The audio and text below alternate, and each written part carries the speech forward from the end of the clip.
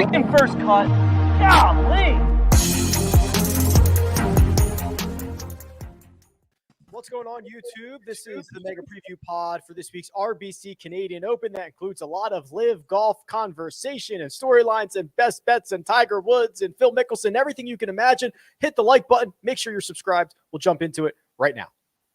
Welcome to the First Cut Podcast. I'm Rick Gaiman, and we are Mega Preview Podding, I guess, the world of golf, because everything is happening right now. The coach is here to join me. Coach, welcome. Thank you very much. It's going to be a busy week. I'm doing the Corn Ferry Tour this week, PGA Tour live this week. It's busy. We've got a lot to talk about. Let's go. Drama. Mark Immelman is here. Mark, we don't usually get this in the world of golf. No, I don't normally get calls at 8 a.m. to go on CBS Sports HQ either. So there must have been something, and there must be something on the go. I'm still trying to find these team names. So how's it, Kyle? Let me try and find these names somewhere. Kyle Porter is here. We will get those team names over to you. Mark, KP. Oh boy, this is a normal sport dream. Yeah, the second edition just writes itself. It's incredible. I was off on Monday, of course, the busiest news day of the year, and I got an opportunity to cook up some takes. So the takes have been in the oven. They're ready to roll, and let's do it.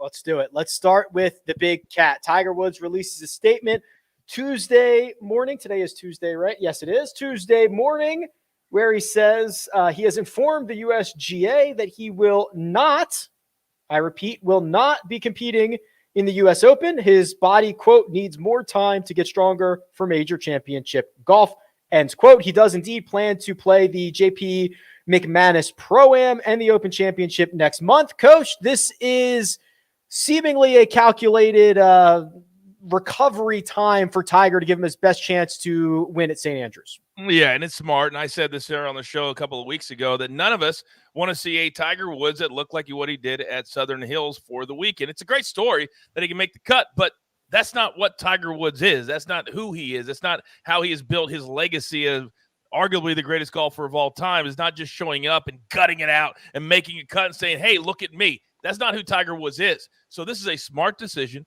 Let your body recover. Go to a place that is relatively flat next month. Play in that event prior to it. See how your body feels. And I believe that's what Tiger's going to have to do moving forward with all of the major championships. But for this one, smart play. Coach, or excuse me, Mark, with the way that what we know about Tiger and his body and the schedule of major championships and where we might be heading in the future, this upcoming Open Championship at St. Andrews likely marks one of the best opportunities for Tiger to potentially get another. Now those odds still might be very small, but I think that statement might be true. Oh yeah, I'm completely on board with that, Rick. In fact, when we were opining on his comeback late last year, early this year, whenever it was, all the time we were doing it, I would have bet my mortgage on the fact that his return to competitive golf would have been St. Andrews for the 150th. He's won there twice. I mean, there were just so many reasons why that would be the perfect place for Tiger, let alone the fact that the golf course is an easy walk. You travel out, you come back in. It's fairly flat. And it's easily traversable, and there's humps and hollows on the fairways. But in terms of the other major championships, it's certainly not as undulating and taxing on the lower part of the legs, the ankles, and that sort of thing. It lies. So, I mean, to this day, I'm still marginally flabbergasted that he came back and played well for a little while at the Masters. I thought he did the same thing there at Tulsa, where eventually the walk just caught up with him. And so I think this is smart. I think he's now realized it's not just the difference between tournament golf and practicing, if you will, and not just the physical demands, but the emotional and the mental rigors that it puts on one. And, 5-6 rounds of golf at a major championship venue wears you out mentally. And then if you've got a gimpy body on top of that, you just feel like you're completely beaten by week's end. I mean, I can speak to the not very taxing job that I have, where I walk around a course with a microphone. By Sunday evening after a major championship, I'm done. Monday, I'm completely whipped when you're traveling home. So I can imagine what it's like walking on a bum leg with a tender back and all this kind of stuff that he has. So I think taking this US Open is off is a good idea. He knows what he's able to do now. And so now it's a question of obviously getting stronger, but looking forward to a place that's going to do his body some favors if there is such a place. Yeah, and Tiger kind of bridges a couple of our storylines here, KP. So no Tiger for the U.S. Open, focusing on the Open Championship. That seems to be gaining a lot of positive momentum. Okay, Big Cat, come back, be healthy, give us one more crack at it. And then, of course, the news from Greg Norman that Tiger Woods turned down a, quote, mind-blowing offer to join LIV Golf. Norman would go on to say it was in the high 9 figures, which by my math is like more than 500 million. Right? Mid 9 figures. That's like 500 mil. High 9 figures seems higher than that. Not even close to $1 billion could lure Tiger Woods to LIV Golf. Yeah, there's a lot going on there. I think one of the things I was thinking about this yesterday, actually, as I was playing, Tiger's always been a lot more conservative than Phil as a golfer, right? And I think that even just sort of how he views the world, he's just he doesn't take a ton of risks. And so I think it makes sense that Phil would be doing this and Tiger would not. And then I think the other thing is, if let's say Tiger's promised $600 million, just throw that number out there, but you have to play 8 times a year. I mean, even I know they're shotgun start, 54-hole events, whatever. Like, I just don't know that he can physically sign up for that right now. And I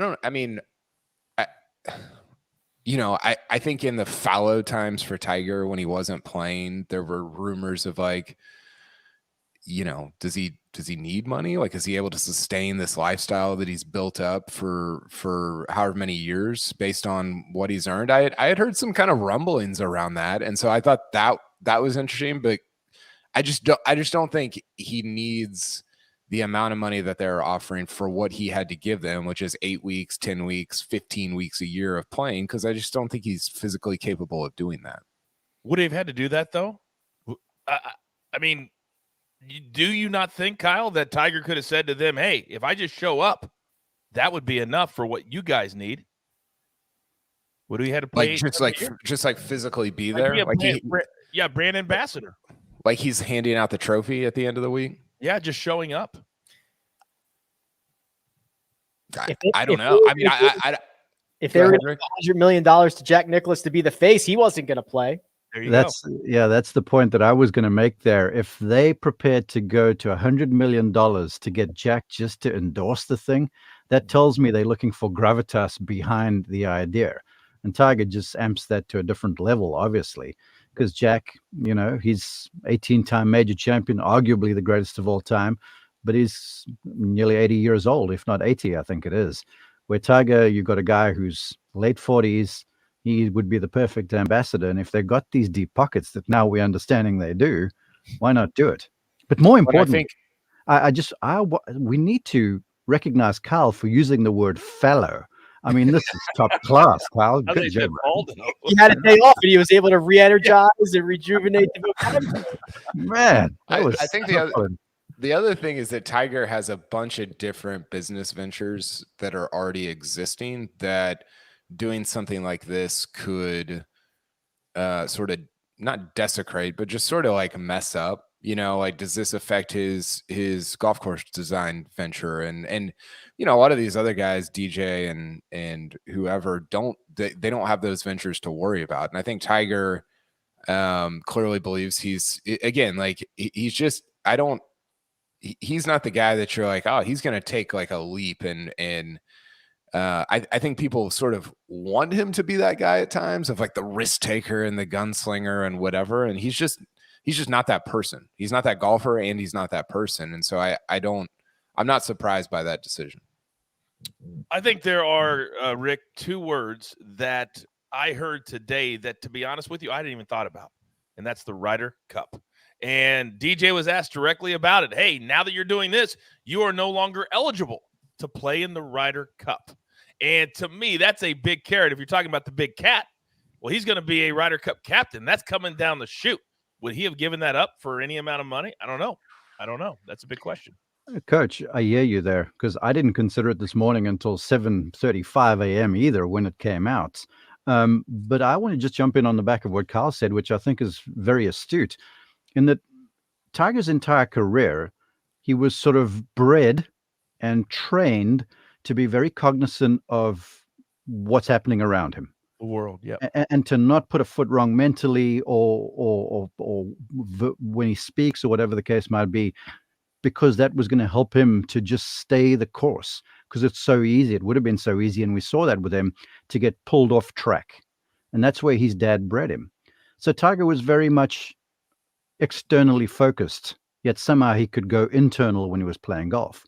Phil, on the other hand, you'd walk into a room and Phil was all about me. He's like, I'm the guy here. And DJ apparently too. He's like, I don't care about the Ryder Cup, because give me my 125 mil and let me go sailing off into the sunset, which he's probably going to do.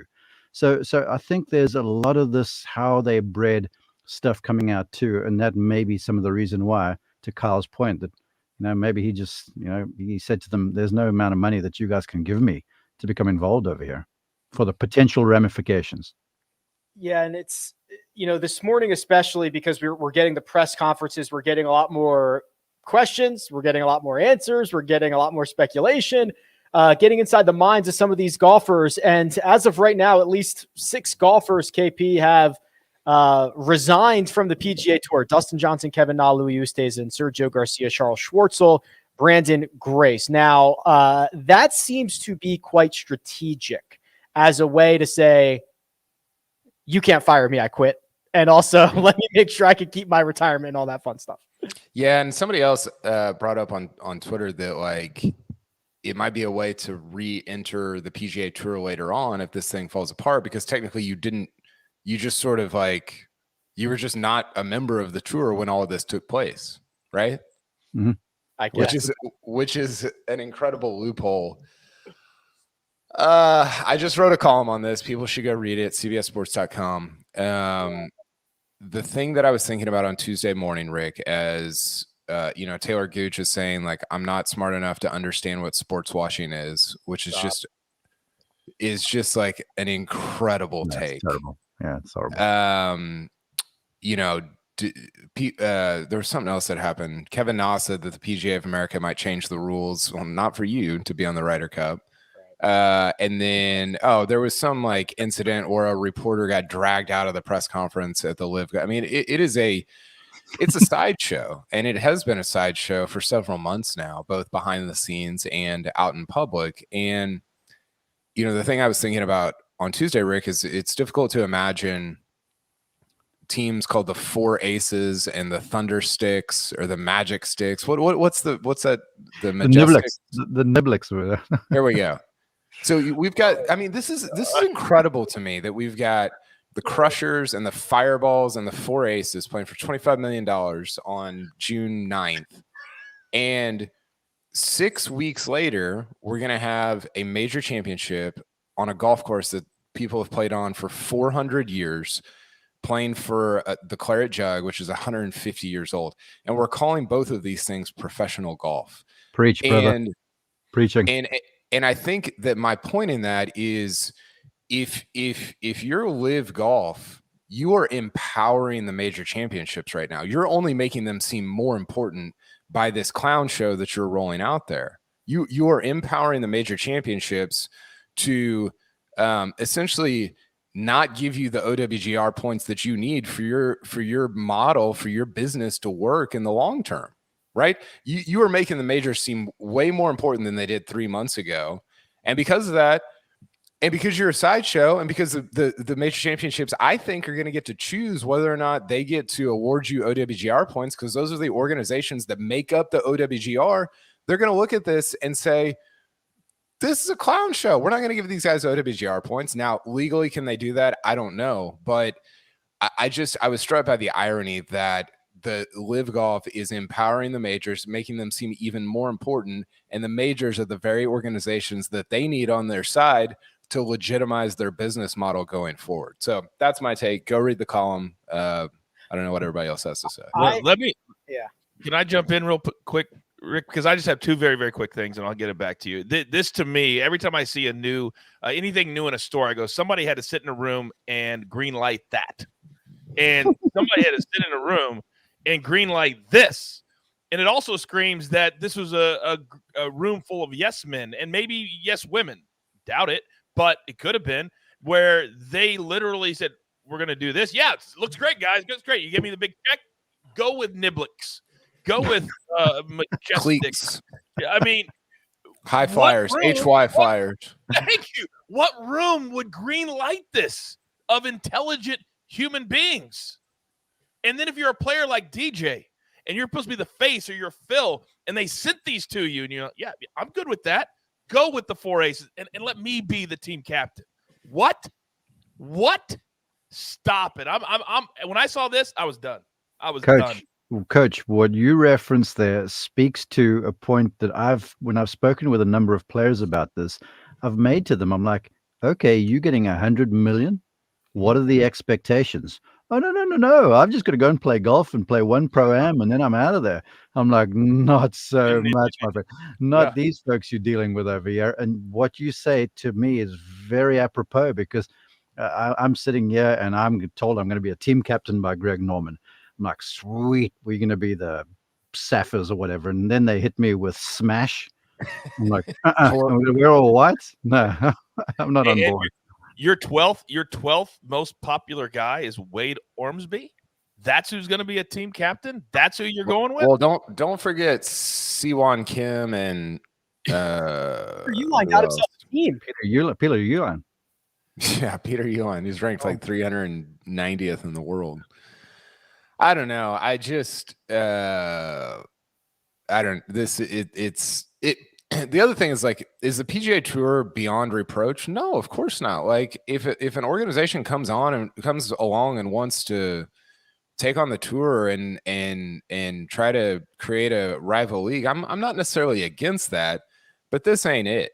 Like this is not it, you know? And that it just is like, I don't know. The whole thing it's just a sideshow and it's kind of embarrassing. And it honestly, it makes me like value the majors that much more, which is not a great thing for LIV Golf if it wants to be sustainable in the long term. I just have to pitch this real fast, if you don't mind, Rick. Please. Like Kyle talks about a rival league. My question again is, because all of us, we work on the PGA Tour. What benefit is this going to help? Now I read Twitter and Twitter's like, oh, the broadcast will be better and it'll be more fan interactive and it's going to be a better fan experience. I'm not so sure how having 4-man teams playing 54 holes, stroke play over a scramble format is going to be any more fun and any more fun to watch on television. I just don't get how that's a bigger fan experience and how this attempt at a rival league is actually going to do something to what the PGA does, bar make more money available to the players. That's about the only thing. Am I off base here? Someone, please. No. Yeah, and if darts has a TV contract, this does not. This is going to be YouTube to start. That to me screams everything that not one network, not one, stepped up to do this, unless I missed something in the last few hours. Well, look, to be fair, sorry, Rick, NBC, CBS are locked up in a ESPN, locked up in a big contract with the tour for 10 years. So they've spent their money, if you will. But there are plenty others that have deep pockets that apparently weren't that interested. Mark, they could have got it for no money. If NBC and CBS wanted it, they could have got it for $0. They needed to be broadcast. They weren't looking for money. I don't, at least, that's just me. They could have got it for $0. I hear you. Yeah. I want to get to the USGA statement. I do too. I want to talk about that. This did come out while we were basically firing up here. So, Jacob, do we have this? Okay. So, USGA releases this statement, which in part essentially says that they are not going to do anything about the players that have already qualified. So, here's the important part. They asked themselves this question, quote, should a player who had earned his way into the 2022 U.S. Open via our published field criteria be pulled out of the field as a result of his decision to play in another event? And we ultimately decided that they should not, end quote. Two things here, Kyle. This is, as expected, the USGA saying this is a problem, not our problem. Yeah. And also, hat tip to the USGA lawyers. Very specific that regarding this is regarding the 2022 US Open. The 2022 US Open. You see that in there a couple of times. This is them saying next week all good, but we're not gonna say anything permanent. Yeah, in 2022 is just they're just kicking the can down the road. They don't have to make a real decision. And I think this looks bad for the PGA Tour in the short term because, like you said, it's essentially the USGA, and I presume the other major organizations will follow suit and kind of say like, oh, it sounds like a you problem. Like, I know we've kind of been with you, but good luck. But again, I go back to like those are the same organizations that, and I want to read you a quote here. This was from a couple weeks ago. Those are the same organizations that control the OWGR points, right? So if even if the USGA is like, yeah, you can come play in our event, eventually if these LIV Golf events don't get OWGR points and players are not able to play on the PGA Tour where they get OWGR points, those guys are just going to cycle out and not even be qualified for the majors. There won't even be a decision to make because none of the players that are playing LIV Golf will qualify for the major championships other than, and this is where the decision is to be made, other than the guys that have like Phil and DJ that have exemptions for having won or lifetime exemptions or whatever. There was a quote recently from the COO of LIV Golf Investments. This was via I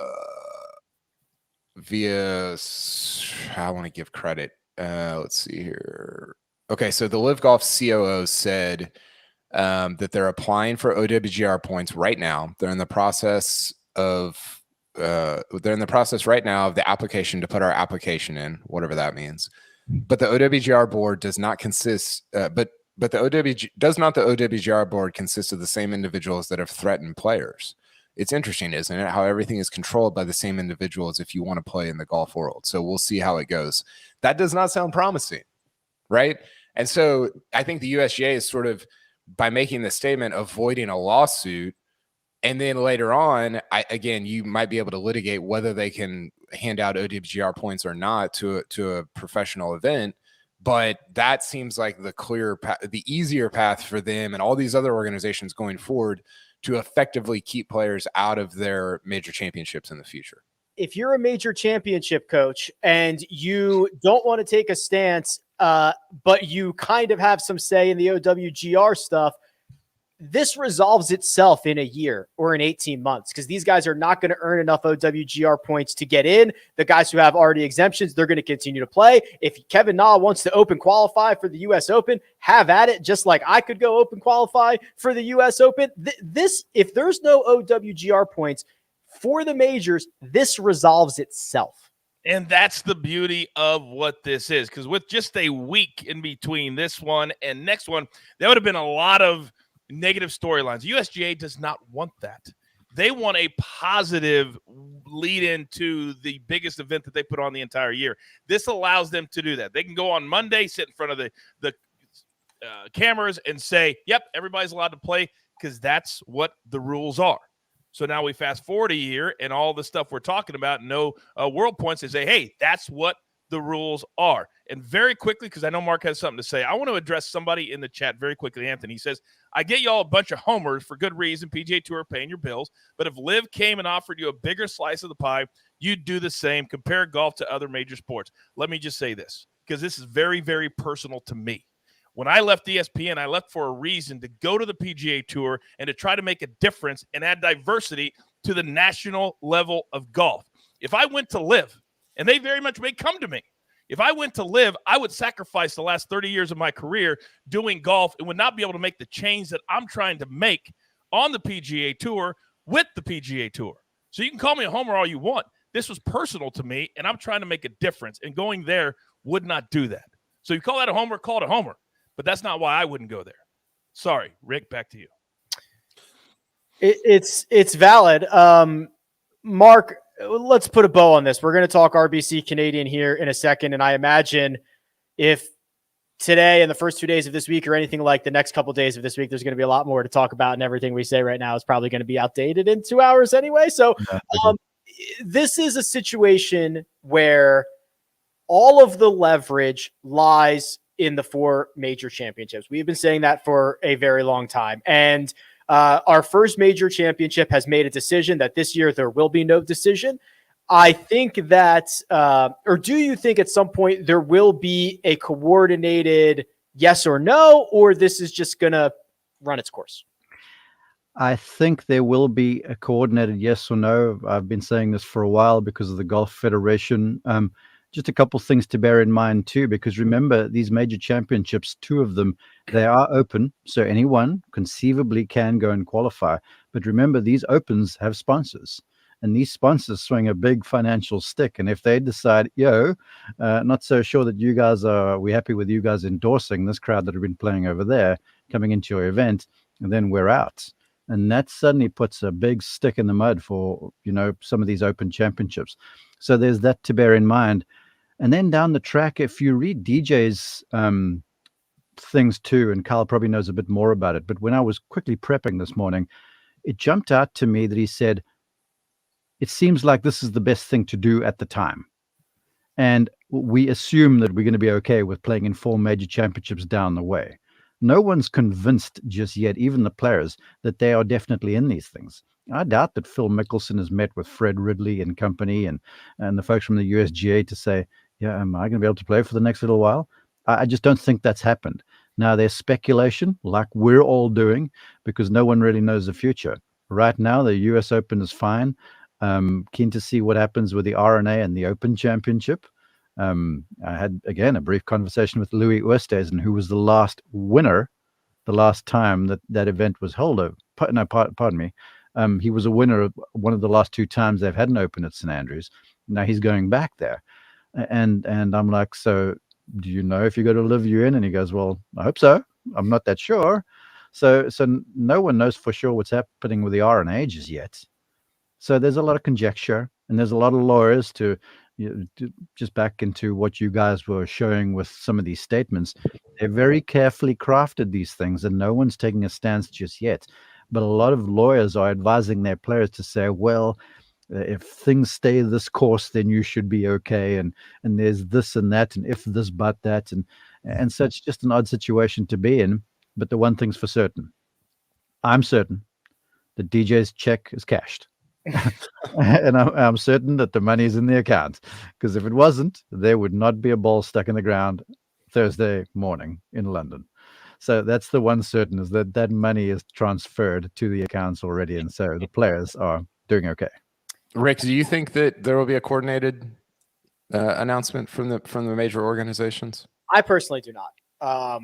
But I think, and that is without knowing how much behind the scenes those organizations can decide the OWGR points. If they can effectively block this tour from ever getting OWGR points, by the time we get to the Masters, which is 10 months away, these guys are going to be so far out of the official World Golf rankings, this isn't even going to be a conversation, and you're not going to have to make You're not going to have to make a coordinated statement on this. So they can go behind the scenes, not stick their necks out, and get away with this if they want to. That's what I think. But the problem is they've got a DJ problem, a Phil problem. Like you do have to make a decision about that at some point, because then you also very easy to say, well, these are our lifetime exemptions. This is part of the tradition. They're obviously going to be allowed to play. Sorry. But then you empower the Scotty Schefflers and Colin Morikawas of the world to do the same, because they have exemptions as well, right? Now, maybe not lifetime. Scotty at the Masters. Scotty at the Masters. Scotty at the Masters. Morikawa at the Open till he's 60. Morikawa at the PGA till he's 60. So, but it's a small group. Yeah, it is. But it's the important. It's like the only guys that matter, right? Like in terms of like what LIV Golf is looking at. So I agree with you. I don't think there's going to be a coordinated, like, you can't play here because they'll just rely on the OWGR to cycle out. But if there's a lawsuit over the OWGR points, then I don't know what's going to happen. But what if they do get him, Kyle? What if they do get him, Kyle? Because the level of golfer in this, it wouldn't be that much anyway. You see what I'm saying? Yeah, but then you incentivize the Morikawas and Rahms of the world to be able to go over there and to guarantee themselves that they'll still get into the majors. Yeah, you'd get better fields if they started they were handing out OWGR. And then the PGA Tour is in some trouble, right? Like that's a vulnerable spot to be in, and not where you want to be. So I don't know. I'm fascinated to see how it goes. All right, I got to pull the ripcord here. We got to do a hard pivot to RBC Canadian Open. We've got to talk about best bets. We've got to go through our picks to win. We've got to give our one and done selections. We are going to jump into all of that after we hear a quick word from our partners. And we're back. RBC Canadian. First off, Mark, let's just start with this. It's been 2 years. I feel bad for Canada. We've been waiting 2 years. The spotlight is like everywhere else but at St. George's, which seemingly is going to be an awesome course. I hope it shows well on television. And Rory McIlroy, technically our defending champion. Yeah, well, unless my arithmetic's bad, because McIlroy won in 2019. So there was a year, and then 2020 happened, then was lockdown, then there was 21, now it's 22. So it's been a while since we've seen professional golf up there. And, the Canadian favorite pastime is obviously hockey, but they are a rabid golf fandom up there. I've worked at RBC Canadian Open a couple of times when it was at Glen Abbey for PGA Tour Live, and the fans show out, man, and they have a ball. And they have one hole that's always the ice rink, where they have the boards around there and the folks bang on the boards when the player comes onto the tee and stuff. So it's a whole lot of fun. So I'm sure they're all up for this. And I read a quote by the Toronto mayor that's like, it's been a pretty grim time for everyone up here with this COVID lockdown, the pandemic. So to get the Canadian Open back north of the border in Toronto at arguably Canada's best golf course in St. George's is just such a shot in the arm and a return to normalcy. So me personally, I'm really looking forward to my trip up there Thursday. I'm looking forward to seeing the golf course. I've spoken to some folks who play there, and they just reckon it's out of this world. It's old school, there's humps and hollows, and it moves around the place a little bit. The greens have got movement on them, and it's not going to whip the guys with difficulty, but it shapes like a US Open, if you will, between hardwoods and stuff. So it's going to be some nice sightline preparation for players for Brookline and stuff like that. So it's going to be exciting, and I'm sure the fans are going to be out there en masse. Yeah, good luck finding those greens, Mark. They're about the size of a dinner plate. Yeah, well, that's the beauty of the old course place, isn't it? Yeah, old school place, yeah. Awesome. Let's dive into this. So our best bets. This is where we go over to Caesar Sportsbook and we scour every square inch of the site. We come back with the best possible wager. And Coach, you found a matchup with that defending champion Rory McIlroy. What'd you take? How about that? And this, I loved how Mark just described this golf course. It is a second shot golf course, meaning I leaned into really good iron players. And McIlroy, the last time he went up here, was really, really motivated. I think he's really motivated this week. Cam Smith played awful over the weekend after having the 36-hole lead in Columbus. I think that carries over to this week. I think Rory easily takes care of Cam Smith this week. I don't think Kyle is going to give you much argument there because he found the same wager. Yeah, I feel like Cam is coming off his heater a little bit. Rory's been playing spectacularly, at least spectacularly consistently over the last couple of months. So I don't know, might regret this because Cam's iron play has been unreal, but he hasn't been driving it great. So I'll stick with Rory over Cam Smith here. Although I do like Cam Smith, as you'll see later on. I kind of went in a different direction where I said these are little baby-sized greens. Assume everyone misses them. Patrick Reed becomes the guy who has been phenomenal on these courses with greens for the year. So I took him over Keith Mitchell at -130. And Mark, it would not be a best bet segment unless you found us a top South African. Yeah, well, we didn't do nationality thing this week, so I figured I had to go with a nationality. And there's only 3 South Africans playing: Dylan Fratelli, Burmese, and the third one slips my mind, forgive me. But Dean Burmester is a really solid player. Hits the ball very, very well. he's sort of one of those guys that keeps it in the now and he keeps golf in its place. So I have a sense that a guy who was playing pretty well at the PGA Championship for a bit is going to take his chance here and have a good week in Canada. Plus 150 if Dean Burmeister is indeed top South African. Okay, gents, let's move on to our sleepers, our top 10, and our picks to win. Coach, we'll start. Oh, how about this one with your sleeper to win the RBC Canadian Open? Yeah, I told you I'm leaning into all really good iron players. Also, this is a week that is very, very top heavy. And I don't know, to me, it's a little ironic that we're at the RBC Canadian Open the same week they lose their biggest ambassador in Dustin Johnson, because of some of these players not playing this week. Very top heavy, but the top is really, really nice. But when you get just below those top 7 to 10, that's where we find Sahith Theegala. He played good last week on a course he had never seen before. So how about going to a course that very few guys have seen before? I'll take him for a flyer at plus 4,500. Yeah, 45-1 for Theegala. I'm going with a 21-year-old Dane Rasmus Højgaard, who hasn't missed a cut this calendar year. He's played twice on the PGA Tour, has 2 top 20s. He's 80-1. KP, you found yourself another fellow initial guy, a JT. I only pick JTs. JT Poston has been playing great. I had his numbers pulled up earlier. I like how consistent he's been. You know, he's top 20 in this field in ball striking over the last 20 rounds. And he hasn't just been doing it with driver or with his irons. He's been really consistent across the board. He's one of the best putters, or he's been one of the best putters in this field. It's a good number at 125-1. So yeah, I like him to make some noise this week. 125-1 for JT Poston. And Mark, it's not at this golf course, but you found yourself a 2-time RBC Canadian champion. He has. Johnny Vegas has won at Glen Abbey, which is down the road some. I went and spent some time with him at the PGA Championship in Tulsa. And it's hard to believe that this guy had shoulder surgery right before the Masters, because he came back, he was strong as ever, hitting the ball flush. And I asked him how he was, and he said good. And I liked the look of it. And I actually took a video of his swing and put it on my social media, because I was like, well, watch this space. I think he's going to play well. And lo and behold, last week he was going good for a bit. And I was like, maybe these trends are converging a little bit. So I feel like Vegas back in Toronto, a place he's obviously comfortable with, sort of coming into some form would be a good idea.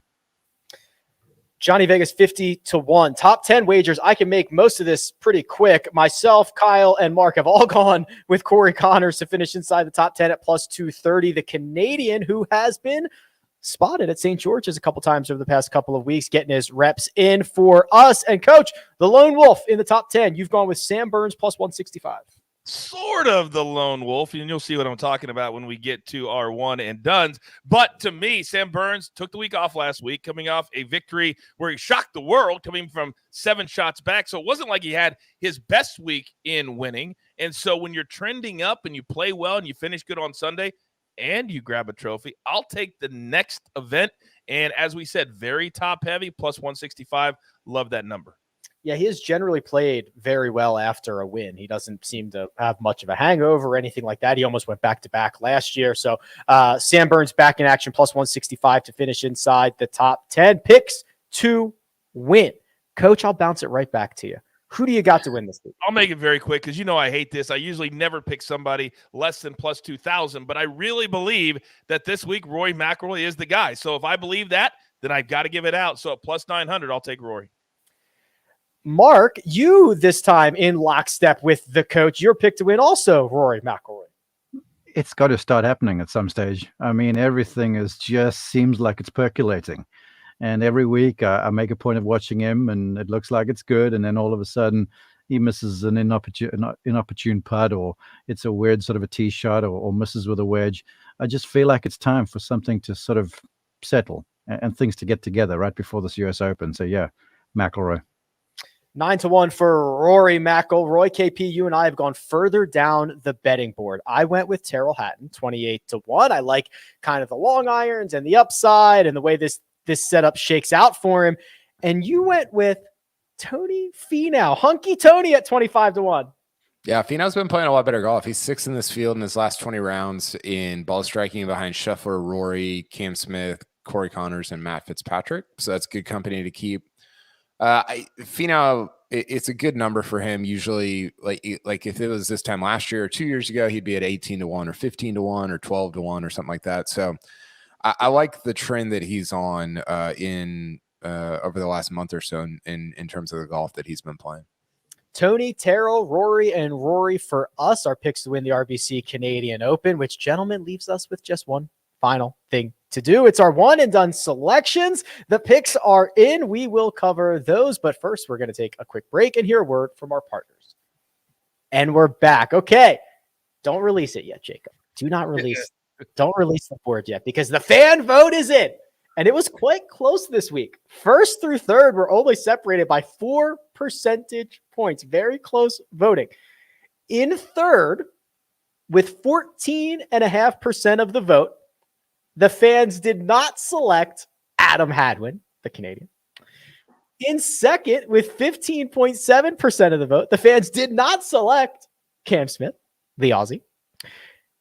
But with 19% of the vote, the fans went with an Englishman, Terrell Hatton, to be and done selection. Look at that. I also went with Terrell Hatton. So the fans will not be passing me this week, Coach. Well, I tell you what, I kind of make it a habit of getting on the fans a little bit and making them start to really research. I feel like this week, once again, they didn't do that. But I can't get on them too hard because, Rick, you're with them. And I respect you too much. So I'm going to be a little easier this week. I appreciate that. Sia Najad, the mush of all mushes, has gone with Matt Fitzpatrick, and he got him again. Jacob, he got you again. This is 3 out of 4 weeks. He got you last week. He's gotten you the 2 weeks prior, and he got you again. I mean, I was stashing Matt Fitzpatrick. I mean, you know, he might be a sort of a sneak pick next week or at the U.S. Open. I mean, I don't know if you heard this or not, but he won a USAM there. First one. I had not heard that. Tell me more about that. I'm the first one to break that. But I mean, I thought we could have picked him this week. I mean, full disclosure, I didn't actually send my Matt Fitzpatrick to the form before I found out that Sia was picking him. So I could have pivoted, but I still, on principle, am aligned with Sia in the mush. It's going to be brutal. I mean, it stinks too, because an upright guy. Sia is so sharp with everything except for this one and done league. Apparently, He really is. He's a very sharp guy, but it just hasn't been falling his way this year. Kyle, this is objectively a very great selection for you because you've opted for Cam Smith. You have gotten yourself the guy with the third shortest odds, and you are by yourself. Just on the surface, if we don't look any further than that, you have done a great job. Well, it would have been a better selection if I had taken him for the Players' Championship in March, but sure. I will take this. I don't know. I probably should have saved him for next week, U.S. Open, but he's even though I like Rory over him this week, I'm encouraged to. His driving has not been good, but I'm encouraged to kind of. I hadn't done course research because I was off yesterday, but I'm encouraged to hear just how small these greens are because I think that benefits him. Coach, you clipped Jacob last week. You're back in second. You guys have kind of been flip-flopping the last couple of weeks. You're back in second, which means there's just one guy ahead of you. His name is Mark. We'll get to him in just one moment. You went with Corey Connors this week. Coming off a great week, Patrick can't lay a tie for third. And all I've been trying to do is get to June with nobody in between me and my arch nemesis. And that's exactly what I've been able to do. So now I've only got one man in my sights. And this week I will get another $1 million closer. And that's all right. We got 2 majors left. We got the FedEx Cup. This thing is not over. And I feel very good about where I'm at. Mark, I'm in your rear view, pal. I am in your rear view. Mark, Yes. I'm gonna save you an opportunity here. Don't clap back at this one. Okay, bear with me for just 1 second because I have some breaking news, Mark, and I'm gonna save you here. You have opted for Johnny Vegas this week, and Jacob, correct me if I'm wrong. Mark used Johnny Vegas at the AT&T Byron Nelson. I hate that. I hate that for you. You see, this is what happens with this damn other job of mine. I'm giving golf lessons, and I get forced into a quick pick without looking at my. This is terrible. Wrong. All right. Yeah, wrong. Wrong. This is the wrong pick. But that's what I use. I was waiting for Mark to just clap back the coach, and then I was going to drop the news, but I couldn't. I couldn't let him do it. Oh well. Well, you guys go hard this week, Coach. You're still $3 million behind me. We should give. You get Wade Ormsby, but you only get the money he makes at the Canadian Open. That's hilarious. That's hilarious. Uh, I cannot believe that. Actually, I can because I've done it this year too. We've all done it. We've all been there. Yes. We're doing it in the lead. Oh, heading into the summer. Major mistake by It's like Mark. hitting the ball out of bounds. It Yeah, really you know is. what- It really you is. know what? It happens. Jacob, just scratch that off there. I'll just watch you guys play for a week, and we'll go at it next week again. At least this doesn't matter to you. We know that this doesn't matter to you at all. Not at all. Doesn't bother you. Not at all. All right, this is horrible news. Well, it made my day. That just Shout I'm out of breath. I'm out of breath right now. You should have made Mark give his explanation for why he picked Johnny Vegas and then told him, "Well, I'm sorry." Well, my explanation would have been that all of the stuff I said when I said I was picking him as a sleeper. So Yes. I still feel like The he'll play only well this week. My heart was beating out of my chest. The only reason that I did not let him just, really just let him go out there on a limb was I didn't know if he was reading the chat, because Travis Mitchell in the chat also noticed it. He said Mark took Vegas for the AT&T, right? And I didn't know if Mark was reading the chat, and I wanted to be the one to break the news, so I had to jump in. So Travis. so the fans can obviously see all of our picks, right? Yeah. Well, yeah, of course. Yeah. Well, We I don't post know if every they can week. see our spreadsheet, but they've been tracking it. There are people who put in the chat like what the updated standings are before. Oh, yeah. Well Yeah. done, fans. Well done. Yes. Can't get anything by them. Let's go. Wow. Travis. What a week we are having here, Jets. It's crazy. It's crazy. Well, ordinarily you hit the jackpot in Vegas. Well, I missed the jackpot with Vegas. My goodness, terrible. Woo! We've got Tiger and Phil and Liv and Canada and Mark This double. is the best news. I've never seen you fools so excited ever. Good for me. Wow, can you write a story about this on CBS Sports? Yes, please. For sure. I've got nothing else that I'm covering. I'm ready to write about. Honestly, Mark can just take like the Tiger schedule. Well, he doesn't even have to take the full Tiger schedule. Like, just play the majors for the rest of the year. He's fine. Just play the British Open, and I'm pretty sure he's still fine. Hey, That's can't I get sick. Mackenzie Hughes or something? Give me a grace pick. Actually, Yeah, no. I got someone horrible when I picked Kevin Na twice, which I should be getting his live golf money now. You can have how about David Hearn? He's a Canadian. He's 500 to 1. I'll You take can it. have. Let's see. No. Brendan Leonard. He's a Canadian. Oh no, boys. No, just Mike give me. Weir. We'll give you Mike Weir. I'll take anything. Anything's. At least I'll have a chance with anything. But I'll take anything over that automatic zero. Oh, boy. Anything else, gentlemen? This has been my favorite. show. No. Anything else before we get out of here? Yeah, we got to end on that. I'm good. I'm good. Producer Jacob does all the hard work behind the scenes. We'll be back for round by round recaps after each and every round. And who knows, maybe another emergency pod or 2 or 5 are coming this week. We'll find out. The coach is available at The Coach Rules on Twitter. Kyle Porter available at Kyle Porter CBS, and Mark Immelman. I'll be curled up in the fetal position down in the corner here for the next few days. Going to battle with no weapons this week. Can be found at Mark_Immelman. You can find me at Good. This has been The First Cut. We'll catch you next time.